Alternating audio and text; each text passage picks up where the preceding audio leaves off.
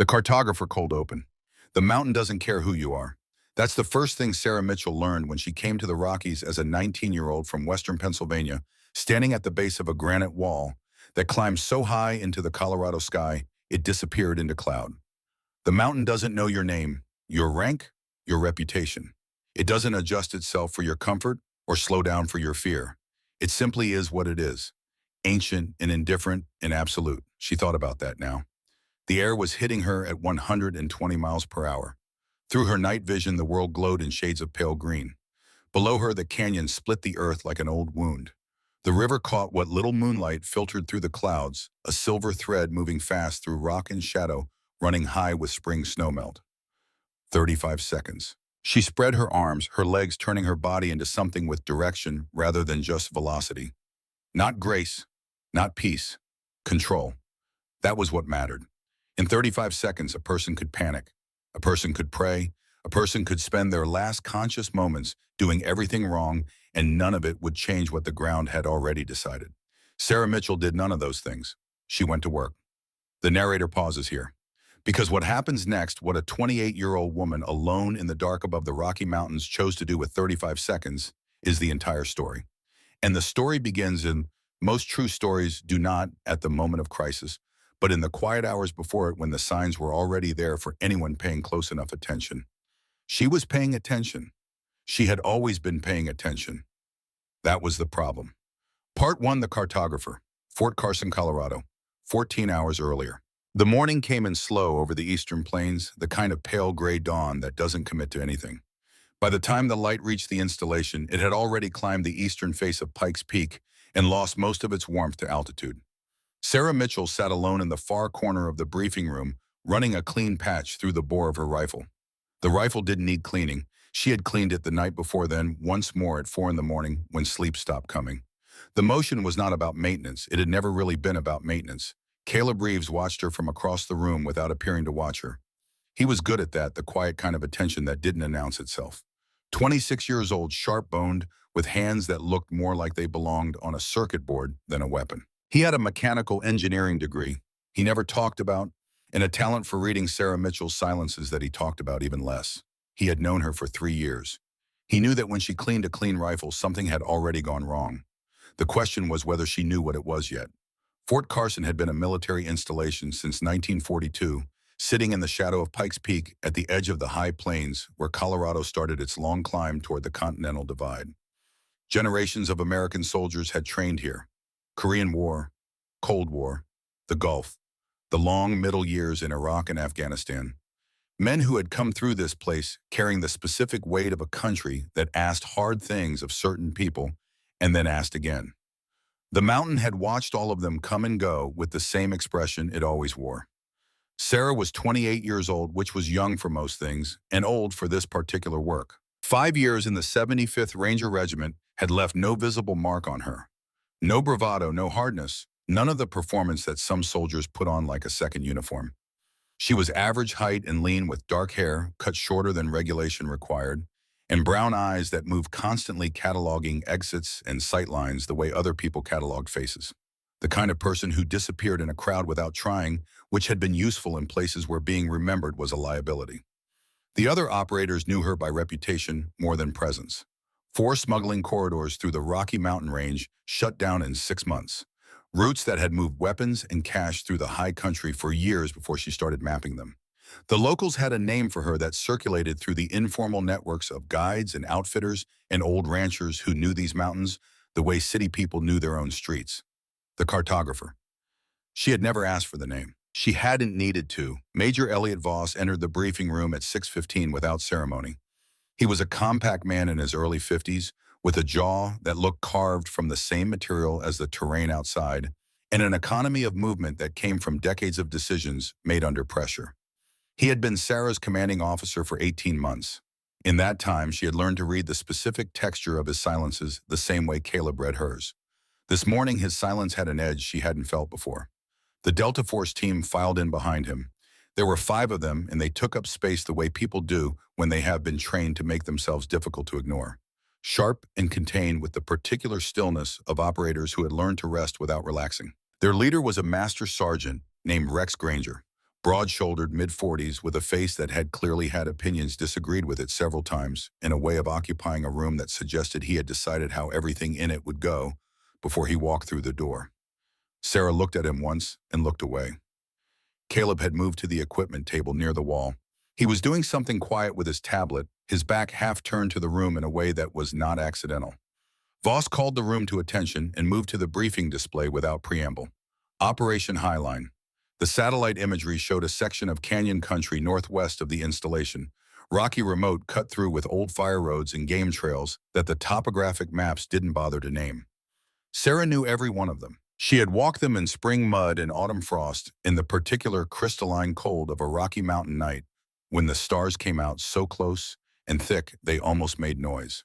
A weapons cache had been identified by aerial surveillance 3 days ago. High-value material, not just hardware, but documentation, encrypted communications equipment, the kind of operational record that could unravel a supply network at its structural level rather than just its surface. The cache was positioned in terrain that required specific knowledge to approach without triggering the early warning systems wrapped around it.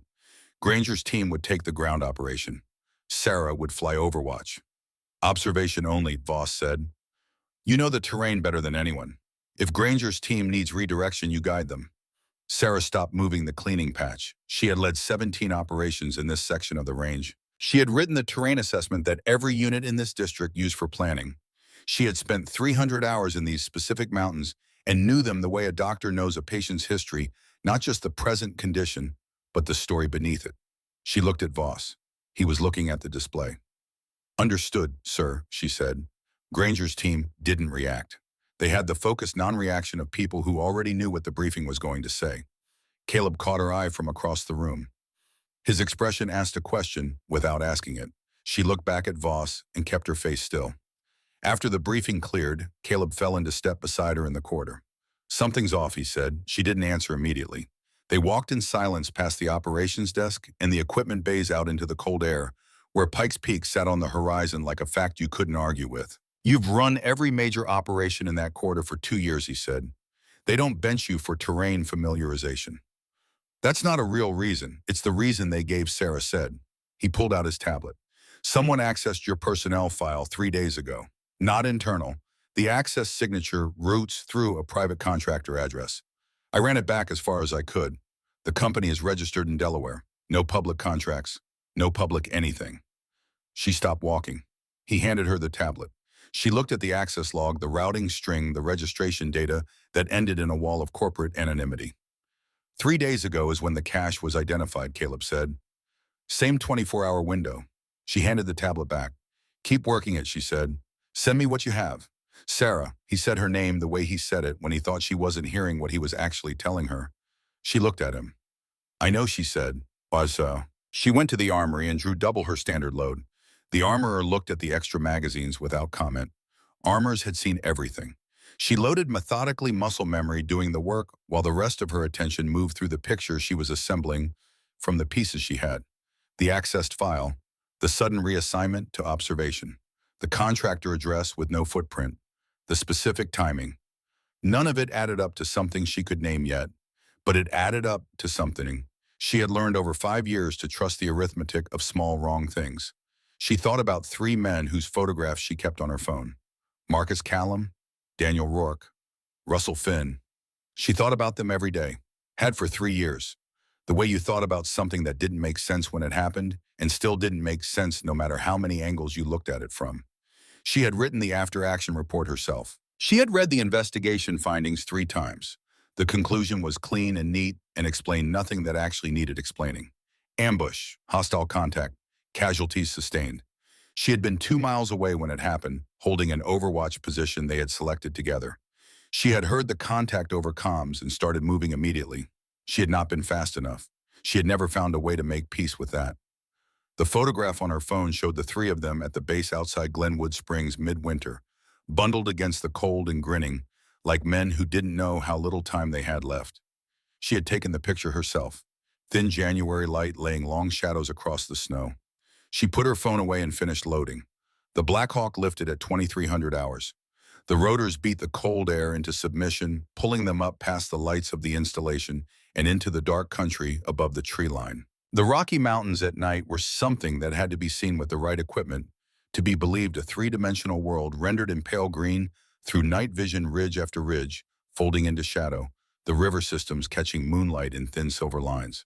There was a generation of Americans who understood instinctively what it meant to be sent into terrain like this with incomplete information. Men who had come of age in the 1960s and 70s, who had watched institutions make decisions that the people inside those institutions never had to live with. They understood in their bones that the gap between the briefing and the reality was sometimes not a gap at all, but a door held open deliberately by someone who had decided that certain people were more useful as problems than as operators. Sarah had grown up hearing stories from that generation. She understood what they were trying to tell her now. She positioned herself near the door gunner on the left side of the aircraft, the observation position, the one that gave her the widest field of fire if she needed it. Granger's team sat across the cabin in the easy silence of men who had done this enough times that it was no longer interesting. They moved with a coordinated economy that came from years of operating together. She watched them without watching them. 20 minutes out, the intercom crackled. The pilot called the approach marker. 3 minutes to target. Caleb's voice came through her earpiece. He had stayed back at Fort Carson, still working the contractor trace. "I've got a partial match on the company," he said. "It routes through 3 subsidiaries, but one of them has a name attached. Victor Crane, former government contractor. I'm still digging." She processed that and said nothing. Granger stood up. The movement was casual, but not casual. She had been watching him for 20 minutes without appearing to watch him, and she knew the difference between a man stretching and a man beginning something he had planned. His hand rested on his knife, not reaching for it, just resting there, natural as breathing. The other 4 operators shifted position in increments, weight forward, feet adjusted, creating angles of coverage that weren't about watching the terrain outside. They were covering the inside. She felt the geometry close around her like a hand. "Mitchell," Granger said. "He said it the way you said someone's name, when you wanted them to understand that you already knew everything about them that mattered. Not a greeting, a notation. You know what your problem is," he said. The rotors filled the silence between them. "You're too effective," he said. 4 routes in 6 months. 3 years of Crane's operational security compromised. He spent 7 years building a supply network through these mountains. Not just weapons, documents, material that moves people and decisions. You've cost him 3 primary corridors and the security of everything connected to them. She kept her hands still. "There's a man named Victor Crane," Granger said, "former CIA contractor. He's willing to pay to have that stopped. Permanently." His team hadn't moved again. They didn't need to. "How much?" she said. Not because she wanted to know, because she needed 30 more seconds, and that was the question that bought them. He shook his head. "This isn't about money," he said. "Not for me." He said it like it cost him something, like he was paying a different kind of price. And then he told her. He told her about Crane finding him 4 years ago. About the thing that existed in a file, a decision made during a classified operation in another country, in circumstances that could not be explained to anyone who hadn't been there. About the way Crane had kept it, not using it, just holding it. The way you held a door open. You could leave any time. The door was right there, but the door was only open because someone was holding it, and if that someone let go, everything on the other side came through. He told her about 3 years ago. He told her about a winter morning and a set of coordinates and 3 men who went into the mountains on what they believed was confirmed intelligence. She listened. She listened the way you listened when someone told you something that reordered every memory you had. The landscape of 3 years rearranging itself around new facts. The after-action report she had read 3 times. The investigation conclusions that were clean and neat and explained nothing. The photograph on her phone. 3 men who died in a canyon she knew, who died because someone gave away where they were going. She had spent 3 years wondering what she had missed, what she could have done differently, what she hadn't seen that she should have seen. The answer was nothing. There was nothing to see. The decision had been made before any of them set foot in those mountains. Made in a conversation she wasn't part of, in an arrangement she didn't know existed. She had not failed them. She had been failed alongside them. Granger was still talking. His voice had a quality she recognized, the voice of a man who had been carrying something for a long time and was setting it down now. Not because he wanted forgiveness, but because he was past the point where the weight could be managed. "I couldn't get out," he said. "I tried to find the edge of it, and there wasn't one. Every time I thought I'd found the line I wouldn't cross, there was another reason. Another threat. Another door held open. The knife came free of its sheath. His team moved, fast and coordinated and professional, in a way that left no room for anything else. The harness straps parted, hands closed on her arms. The door was open beside her, and the night was full of mountains. She had 1 second. She used it to look at Granger's face. He wasn't watching her fall. He was looking at the floor of the aircraft. That told her something. She filed it away. Then the mountains swallowed her whole. The river stopped being a calculation and became the only real thing left in the world. She thought about Marcus, about Daniel, about Russell. Not with grief. There was no room for grief at 120 miles per hour. With something cleaner than grief. With the understanding that she now knew what they had never known, that they had not been failed. They had been betrayed. And the difference between those two things was the difference between a wound you carried forever and a debt that could be collected. She had 35 seconds to stay alive long enough to collect it. Feet first, 42 degrees. Toes pointed, arms locked over the rifle. The outer bend of the river, where the current had been cutting into the bank since before she was born, where the water ran deepest and the approach angle was survivable if everything went right. It had to go right. She drove her feet into the water and the world came apart. Part 2. The Ghost of the Rockies. She didn't move for 30 seconds. That was the hardest 30 seconds, not because of the pain, though the pain was considerable, but because everything in her wanted to move and moving was exactly wrong. The river had carried her 40 meters downstream from the impact point. The current still pushed at her legs where they trailed in the shallows. Above her, through the broken canopy of pine and bare aspen, she heard the Blackhawks circling. They were looking for a body. She pressed herself flat against the gravel bar and made herself into part of the landscape. The night vision was still functional, cracked at the lower left corner, but functional. Through it, she watched the helicopter's navigation lights trace a slow circle over the river bend where she had entered the water. She gave them nothing. Her inventory conducted by touch in the dark rifle intact optic housing, cracked but lens clear. Sidearm still seated. Emergency kit in the left vest pocket sealed against water. The satellite phone Caleb had slipped into her cargo pocket that morning. She had not asked him why, and he had not explained. And that unspoken transaction now felt like the most important thing that had happened all day. Left shoulder not in socket. She knew the sensation. 2 ribs on the right side, the breath told her. A specific quality of pain on the inhale, like someone pushing a thumb between the bones. Right knee, the ligament. She could bear weight but not trust it. She cataloged these facts the way she cataloged terrain. Not with despair and not with minimization. Just information. The mountain didn't care about her feelings, and neither did the next several hours. The helicopter completed its 3rd circle and began moving south. She waited until the sound dropped below the threshold of the wind in the pines. Then she got to work. She found the boulder cluster by memory, a natural overhang 200 meters into the tree line north of the river bend, where 3 granite faces had fallen against each other decades ago and created a space that wasn't quite a cave, but provided concealment and a view of the valley. She had sheltered there once during a late-season storm, eating cold rations and watching the snow come sideways through the trees, and had thought then that it was the kind of place a person could disappear into if they needed to. She needed to. The temperature was dropping towards single digits. Her clothes were soaked through, and the cold was already beginning to do what cold does, moving from sensation into the deeper territory of function, slowing the hands, narrowing the thinking. She could not make a fire. The smoke would carry. She pulled the emergency blanket from its waterproof pouch and wrapped it around her torso. It wasn't warmth. It was the retention of what warmth she still had. The distinction mattered. The shoulder had to come first. She had the rifle sling free in 30 seconds, looped around a low branch at the right height. She took 3 measured breaths, found the angle she needed, and pulled. The sound the shoulder made going back into socket was not something she would describe to anyone. She bit down on the folded edge of the emergency blanket and held the sound inside her chest and let it pass. The relief that followed was not comfort, it was function returning. She used the sling to stabilize the joint. She bound her ribs with a strip from the emergency kit's secondary wrap, tight enough to limit movement, loose enough to breathe. Then she sat with her back against the granite and gave herself 5 minutes.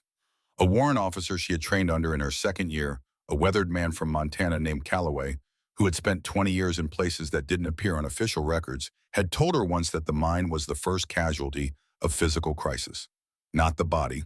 The body would keep running long after you expected it to stop.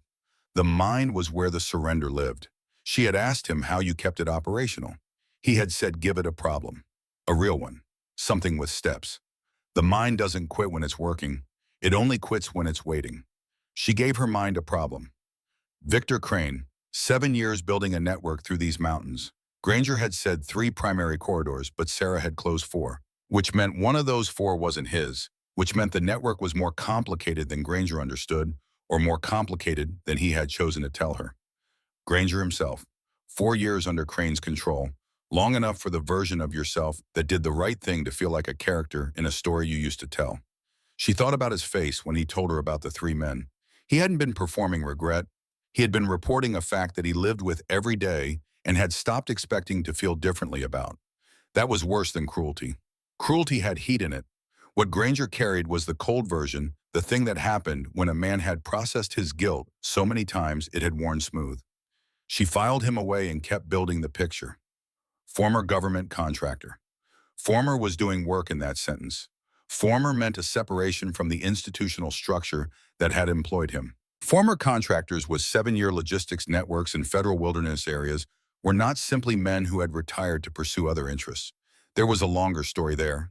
She didn't have it yet, but she knew where to start looking. Above her through the pine canopy, the stars were extraordinary. The kind of sky you only saw above 8,000 feet where the atmosphere thinned enough to let the light through without softening it. She had grown up with city sky orange at the edges and blank in the middle. The first time she saw a mountain sky at altitude, it had felt like a rebuke. All of that had always been up there. She just hadn't been high enough to see it. She allowed herself 90 minutes of sleep broken into intervals the way Calloway had taught her. Then she rose without sound and began preparing for the morning. She was in position on a shelf of rock above the eastern tree line an hour before dawn. The view was clean for 600 meters in both directions. The sky above the eastern ridge was beginning to separate from darkness, not light yet, just the suggestion of it, the night conceding its certainty. The Black Hawk came back at 6:10. It made 2 low passes over the river bend, the spotlight cutting the water in methodical sweeps.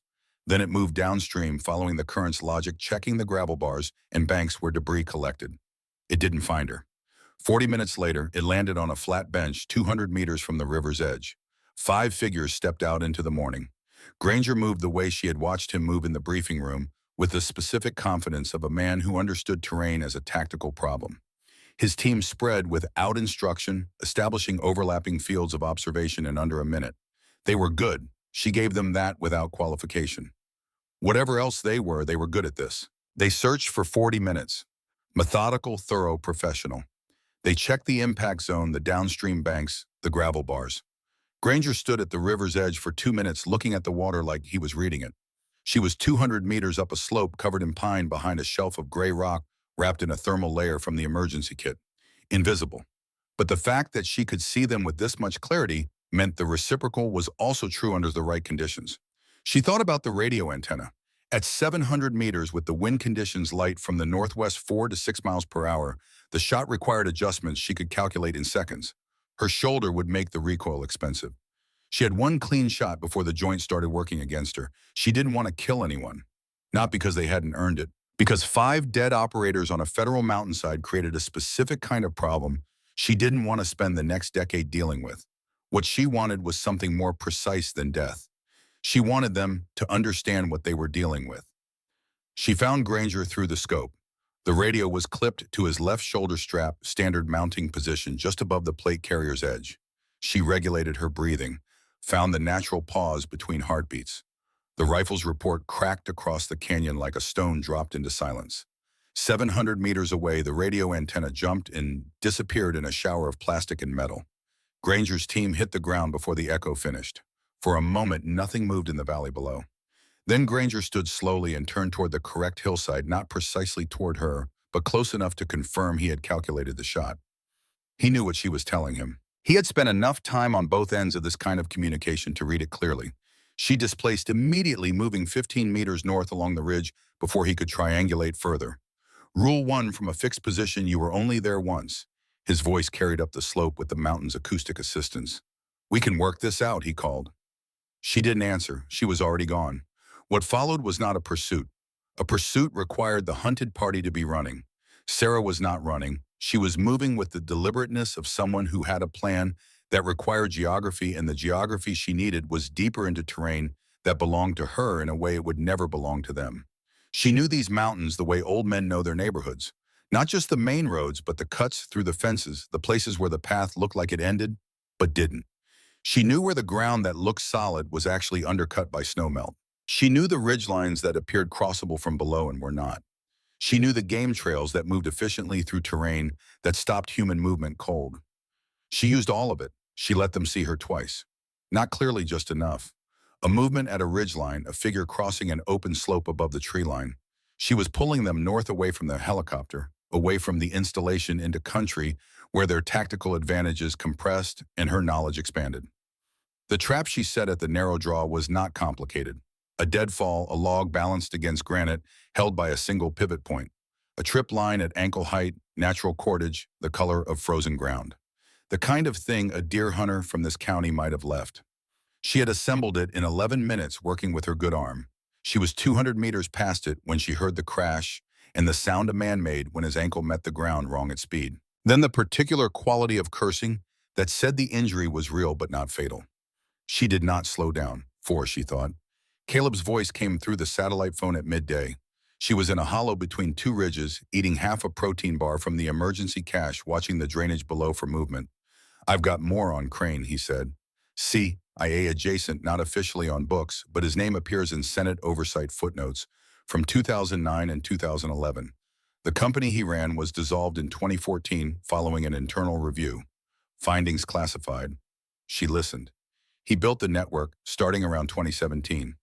Caleb continued. Weapons initially, then broader. Documents. People movement. He recruited from inside the community people with operational knowledge and something to lose. Granger's not the only one. I'm finding indicators of at least 14 active participants across 4 units. How many are accessible, she said. That's the problem, Caleb said. His voice had the quality it got when what he was saying mattered more than how he was saying it. Some of these indicators touch Fort Carson. I don't know how deep. She was quiet for a moment. Voss, she said. He exhaled. His name appears in 2 transaction records from 2021. The framing is a consulting fee terrain assessment, legitimately his area. I think Crane was building a file on him and getting something in writing that could be used later. But Voss seems to have understood eventually and stopped engaging. And Crane flagged him for it, she said. There's a third entry, Caleb said. A task designation. The same code Crane used for the operation against you. The same code. Yes. She looked at the drainage. Nothing moving. Voss doesn't know, she said. He doesn't know they've already decided to remove him, Caleb said. Don't contact him through official channels, she said. Don't contact anyone official until I tell you. There's a tablet. Granger had it on the helicopter. Encrypted. It will have everything Crane built. Names, roads, financials. That tablet is the difference between a case that holds and a case that disappears. Where is it, Caleb said. With Granger. In their camp. A pause. You're injured in the mountains with 4 armed operators looking for you, he said. Yes. And you want to go into their camp? Yes. He was quiet. What do you need from me, he said. Keep working on the Crane connections, she said. Specifically anything that touches Voss. I need to know if he was recruited or used. She ended the call and finished the protein bar and watched the drainage for another 20 minutes. At 1400 hours, one of Granger's team appeared at the southern end of the valley. Granger had sent a scout correct tactic, assuming as she was trying to put distance between them. She let the scout pass below her without moving. Then she began working her way back toward their camp. She had been watching the camp for 2 hours before she moved on it.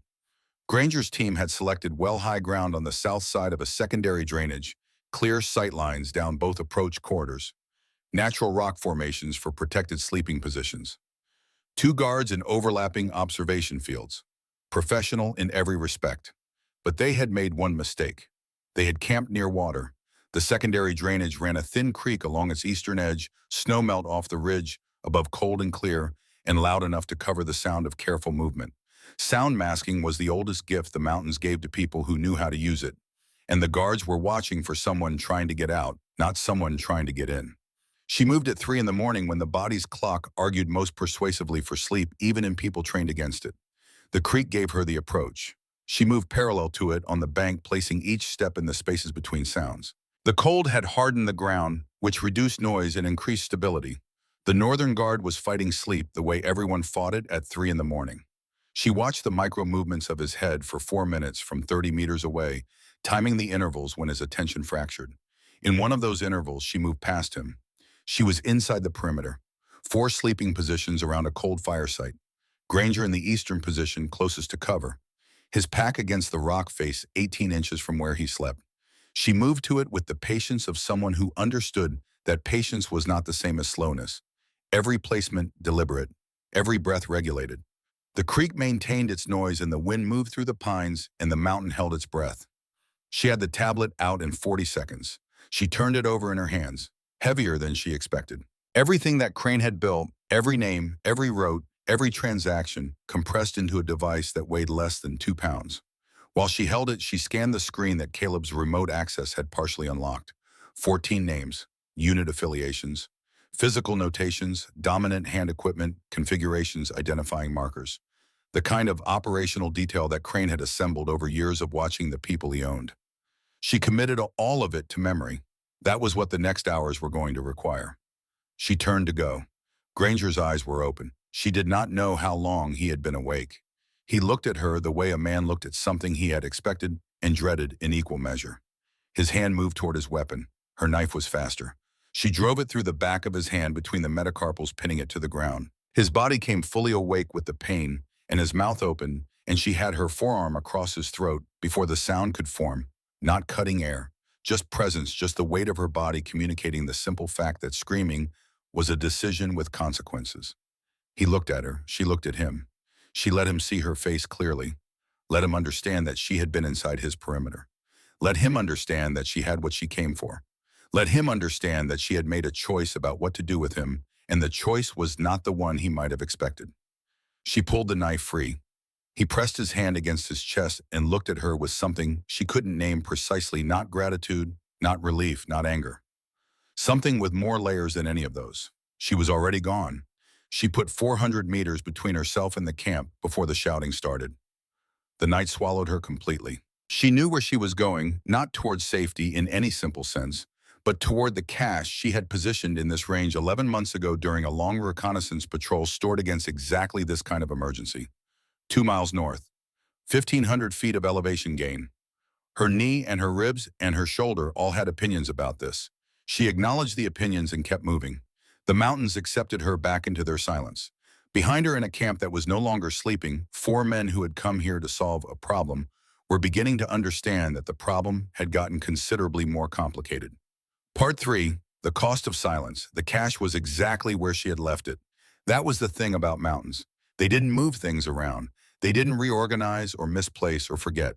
A rock shelf 11 months ago was a rock shelf now, and the waterproof container wedged into the fissure behind it was still there, still sealed, still carrying everything she had put inside it on a cold October afternoon when the first snow was coming off the high peaks. She sat with her back against the granite and let herself be still for 2 minutes. The elevation up here was just above 10,000 feet. Her breath came in visible plumes. The knee had held the climb, which was more than she had asked of it. Her ribs had their opinions.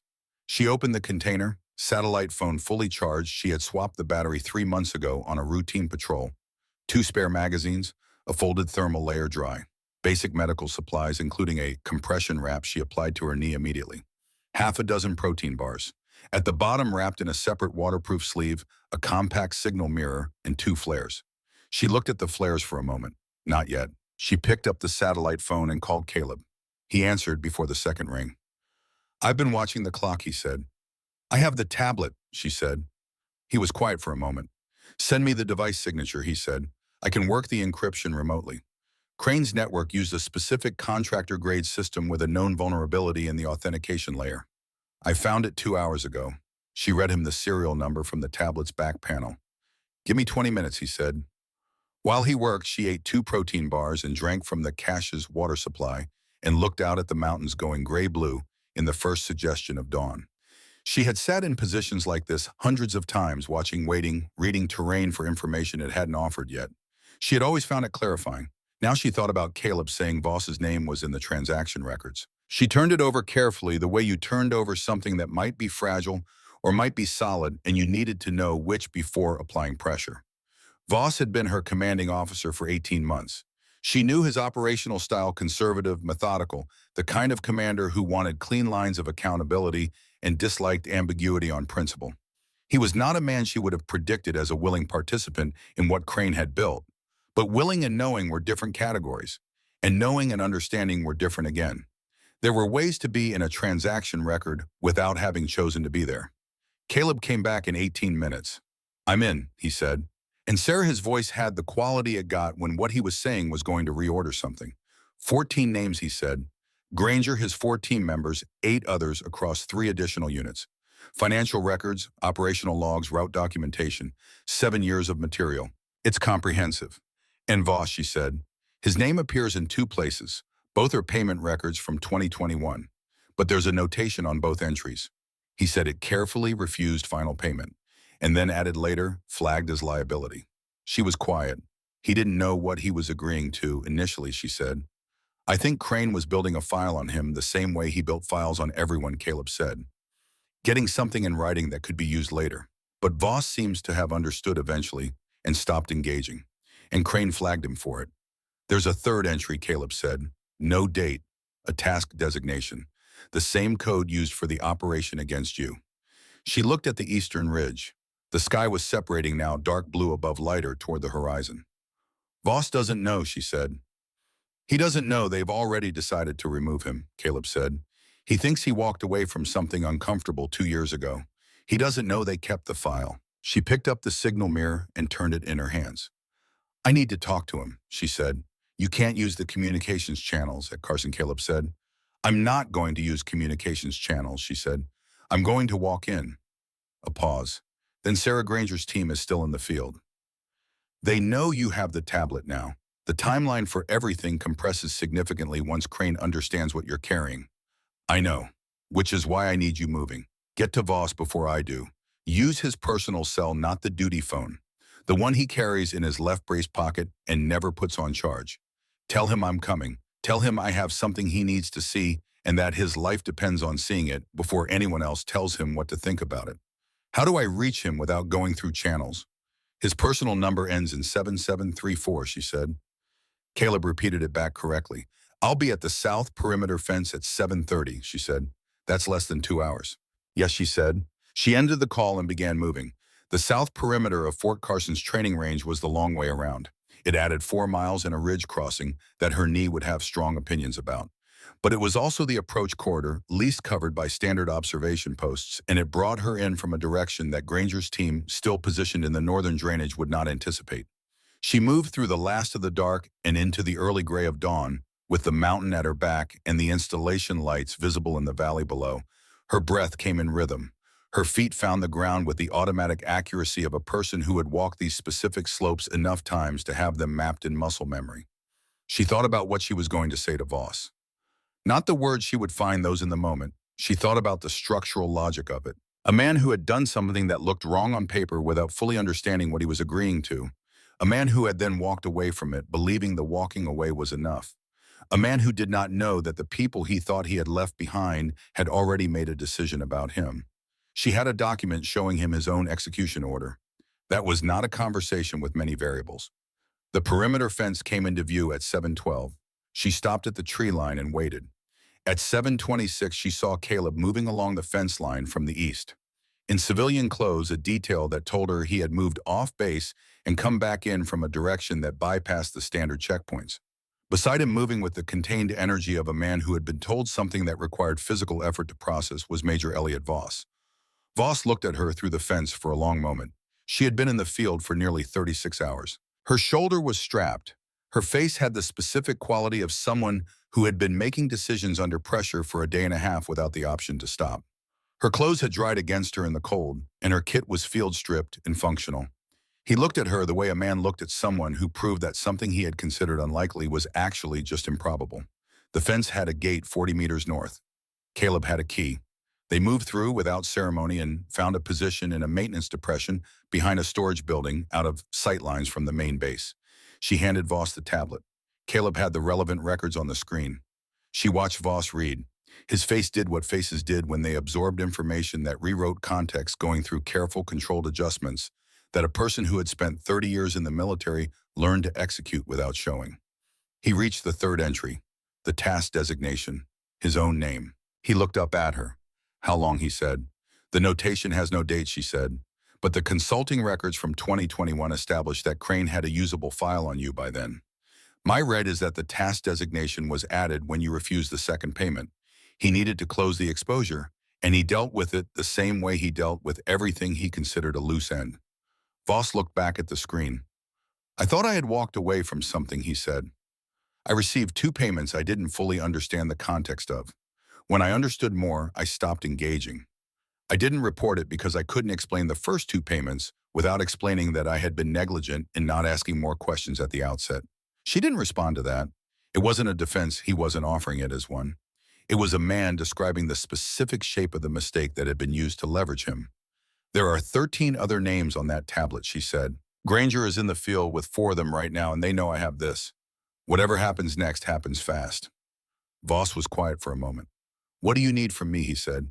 3 things, she said. Your authority to request extraction under your command codes without going through channels Crane might be monitoring. Your testimony as a witness regarding the 2021 records. And your signature on a request to open a formal investigation into the Ridgeline incident from 3 years ago. He looked at her when she said the last one. She held his look. The records on this tablet connect Granger directly to the provision of operational coordinates to Crane's network in February 3 years ago, she said. 3 Rangers died in that canyon because someone told Crane's people where they were going. I need that incident reinvestigated with this evidence in hand. Their families deserve a record that tells the truth. Voss looked away, looked at the mountains on the horizon. The morning light was finding them now. The peaks going from gray to gold. I'll give you all 3, he said. And one more thing, whatever is coming from my end of this, I'll face it. No deals that compromise the investigation. She nodded. He pulled out his personal phone and began making calls. The extraction Voss arranged was a 2-helicopter movement, dressed as a training exercise, the kind of operational cover that worked exactly once, and only because the people who might have questioned it were not yet aware they had a reason to. She stood at the edge of the landing zone, watching the first Black Hawk come in, and thought about the last time she had stood next to a Black Hawk on a cold morning in these mountains. The similarity was close enough to feel intentional. She allowed herself that observation for exactly 1 second before putting it away. Caleb came up beside her. I've been running the upload while you were talking to Voss, he said. The tablet contents are now on 3 separate secure servers. Inspector General FBI Field Office in Denver and the Senate Armed Services Committee Secure Document Portal. All 3 received the same package simultaneously at 7:41. She looked at him. I figured the timeline was compressing, he said. She almost said something, decided the look was sufficient. The Black Hawk touched down and she moved toward Ed. That was when she saw him. He was in the second stick of the 4-person support team positioned near the rear of the formation. His face was one she had not seen before today in person. But she had the number, 3rd entry in the secondary personnel list from the tablet. Designation 9, Unit Affiliation Support Element, Fort Carson. Physical notation left-hand dominant equipment cross-carry. He was wearing the standard kit correctly, standing in the correct position, doing everything right except his watch.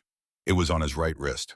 A left-hand dominant operator carried his sidearm on the right side and wore his watch on the right wrist to keep the left wrist clear for weapon manipulation.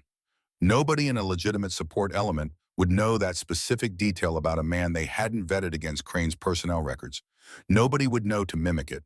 She had committed all 14 entries to memory in the dark while Caleb worked the encryption. This was what that had been for.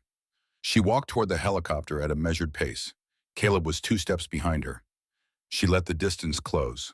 4 meters. 3. He was watching the helicopter, watching the rotor wash, watching everything that wasn't her. At 2 meters, she said his designation number. Not his name, she didn't have his name, just the number the way you might read it from a page. His head turned. She had his weapon hand controlled before his weight finished shifting. The joint lock was specific and complete, and he went to the ground with it because the alternative was structural damage that would take months to repair. Caleb was on his other side in the same moment. The support team froze for 2 seconds, then moved to assist. Caleb said afterward that the whole thing had taken less than 4 seconds. She didn't count it. She was already focused on the helicopter. The man on the ground said nothing. He had the look of someone who had calculated the situation and decided to wait for legal representation before making any further investments. Professional to the end. She left him to Caleb and the support team and got on the helicopter. The interrogation rooms at Fort Carson were painted the same government beige that interrogation rooms had been painted since before she was born, and they smelled the same way recycled air and institutional coffee and the specific quality of anxiety that certain rooms absorbed over time and never quite released. She sat in the hallway outside one of them for an hour while people she didn't know talked to people she did know, and the legal and institutional machinery that handled situations like this began the slow, loud process of engaging its gears. Her shoulder ached. Her ribs ached. Her knee had filed a formal complaint she was treating as advisory rather than binding. She drank bad coffee from a paper cup and watched the corridor and thought. General Patrick Holt arrived at 11:40. She had met him once before briefly at a unit commendation ceremony the previous year. He was a compact man in his early 60s who moved with the economy of someone who had spent 4 decades deciding that unnecessary motion was a form of waste. His reputation in the special operations community was specific. He said what he meant, he remembered what he said, and he found discrepancies between those two data points unacceptable in others. He looked at her when he came through the door with the particular expression that appeared when someone's understanding of what was physically possible had been revised by recent evidence. Then he sat down across from her and put a folder on the table. They talked for 40 minutes. She gave him the complete sequence, the accessed file, the helicopter, the fall, the 2 days in the mountains, the tablet, Granger's confession about the 3 men. She gave it in the order it happened, without editorializing, without requesting specific outcomes. He asked 4 questions during those 40 minutes, each precise, each answering nothing about his own position. He was building an internal picture and doing it carefully. When she finished, he was quiet for a moment. Then he opened the folder. Inside were 2 documents. The first was a summary of the tablet contents as processed by the FBI team that had received Caleb's upload that morning. 14 names, 7 years of records. A network that reached into 4 special operations units and had facilitated the movement of weapons and associated material through federal wilderness areas in quantities that would require an extended legal process to fully account for. The second document was thinner, 5 pages. She recognized the format incident after action and investigation summary. The header read Ridgeline Incident, February 3 years prior. The names were there: Marcus Callum, Daniel Rourke, Russell Finn. At the bottom of the last page below the original findings summary, there was a new notation. Recent date. Official seal. She read it. Record amended pursuant to new evidence. Original finding of hostile contact inaccurate. Correct finding casualties resulted from insider compromise of operational coordinates. Personnel named in original report cleared of any failure of duty or command. Reclassified death in service under circumstances of insider betrayal. She read it twice. Holt was watching her. She put the document down on the table with careful hands. She had spent 3 years with a specific weight. It had become so familiar that she had stopped noticing it as separate from herself, just part of the architecture of her daily existence, a permanent pressure in the middle of the chest that she had learned to breathe around. She had carried it through 5 more missions and 200 hours in these mountains. And every night she had slept in the field knowing that the sleep was something they would never have again. She had not failed them. She had never failed them.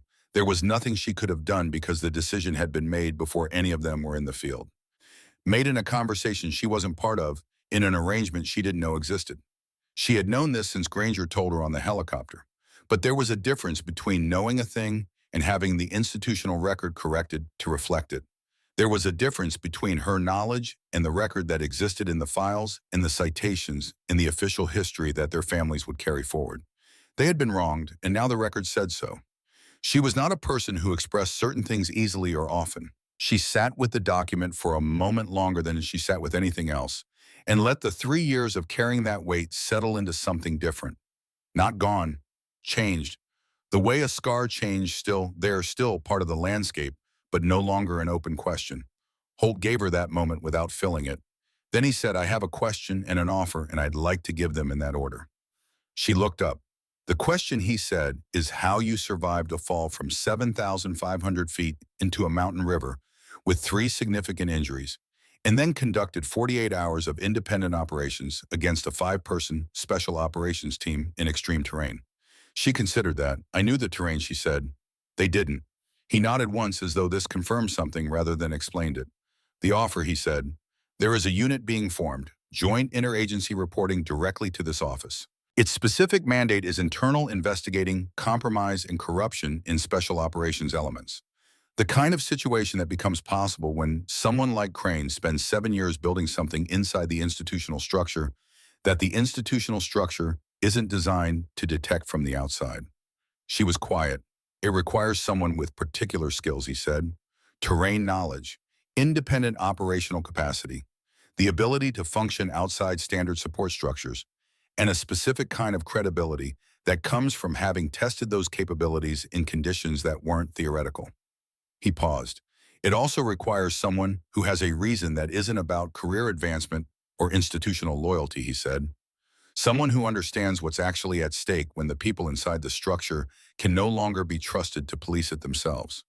She thought about 14 names on a tablet, about a supply network built over 7 years, about the specific gap in any institution between what it said it did and what it actually did, and the people who fell through that gap because everyone assumed someone else was watching. She thought about Marcus and Daniel and Russell and the amended record now sitting in an official file. What's the timeline, she said. He almost smiled. I had a feeling you'd ask that instead of the other questions. The other questions are answerable, she said. The timeline tells me what's actually happening. Report to Building 9 by end of week, he said. Someone will meet you there. She nodded. One more thing, Holt said, standing. Reeves, your corporal. His work on the encryption and the simultaneous upload to 3 independent channels is the reason this case is prosecutable rather than manageable. He should be considered for anything you build going forward. He's already assigned, she said. Holt looked at her. In my head, she said. He just doesn't know it yet.